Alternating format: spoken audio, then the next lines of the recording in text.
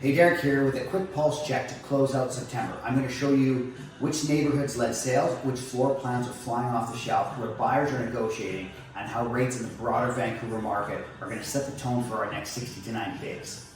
So, over the last 90 days, Nanaimo set in a balanced group. Typical sales in the low 800s, around $400 a square foot. List to sell around 97 to 98%. And days in the market just under a month. September alone was similar. Steady prices, slightly firmer dollars per square foot, and days on market basically unchanged. So obviously translation buyers are still value driven, and there are some good deals that are still happening in that price point.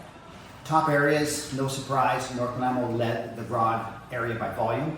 If you're selling there, expect healthy showings and predictable price band.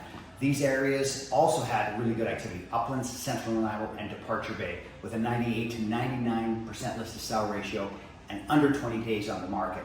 So the change in the market and where we've seen going from North Nanaimo to some of the other areas is all to do with price. What I'm going to talk about now is that I'm going to sit down and kind of go through the price bands, where the active market is, and where it starts to slow down.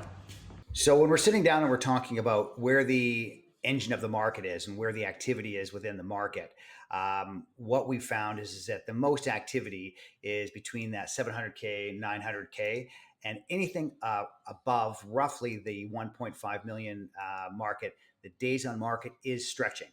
Negotiations are widening, and you're seeing a bit of a adjustment in the list to sell ratio there. So again, if you're in that higher band, you need sharp value story on day one. Don't try to find the market with weekly reductions. That doesn't work in the high-end market. You really want to have a strategy set out ahead of time. And when we start talking about floor plans that sell, by floor plan, the rancher continues to be the star. Quick days on market, the highest dollar per square foot, single level living also wins. That's one of the top two floor plans that we've seen. However, in September, what we did notice is that there's a lot of ground level entry main up styles that were the fastest moving houses. So, and that also could be because there's not as many ranchers and level entry basements on the market. So those are things to kind of watch, in the type of property that you have. If your home is at 2-level format with a basement, presentation and pricing accuracy does matter more because there's always more inventory in that you're competing with. People always ask me about assessments versus sale. On assessments to sale, we're generally around 2, slightly above the assessed. So basically pricing is above where assessment values. That's a blanket statement. So you got to kind of do a micro view of that.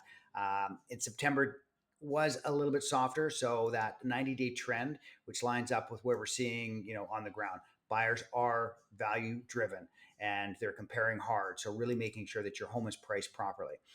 In my report later, I will talk about what areas where assessments are a little bit closer because we analyze every section of the market. The other one that's really important is what the Vancouver market is doing. Spend a lot of time over there because that does have an impact on us because we do get a lot of our buyers from Vancouver. Now, the Vancouver market remains balanced, a lot more than it was last year. Pricing has eased off a little bit month over month, and sales are well below the long-term average.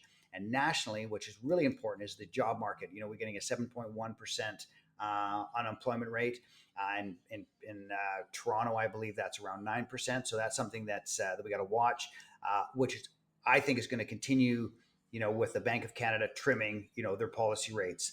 The 5-year bond yields are stable.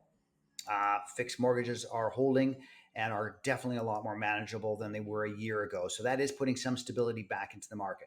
And I believe all of this sets Nanaimo up for a steady, not a frothy fall activity, where buyers start to look for that value. So my 90-day outlook, we expect a steady fall window, decent absorption in the core price bands, modest leverage for buyers in the heavier price points, and clear rewards for listings that show well and price to today's comps, not comparing to last spring's valuations. And what this means for a seller, if you're a rancher or you're in the Uplands, Central, Departure Bay area, lean into speed and presentation. Accurate list prices are getting near ask results. Over 1.5 million pre-market, prep sharp, photography and clean values are non-negotiable. So you got to really sit with your agent and get that nailed down. At buyers, best selection, 700 to 900K. Bring tight financing and move fast on well-priced homes, and especially in those areas we talked about. If you're looking for a deeper insight, check out my blog post talking about floor plans by area, your chance of selling based on area, and more. Also, Check out the Luxury Report by Sinclair in the next week, and the South Nanaimo update with Harborview with Rigby. That'll be coming out within the next week. And we have some really exciting news with the Gillette team expansion and some other details with some analytical programs that we're bringing out. We're going to share all that with you in November. So stay tuned, and thanks for watching.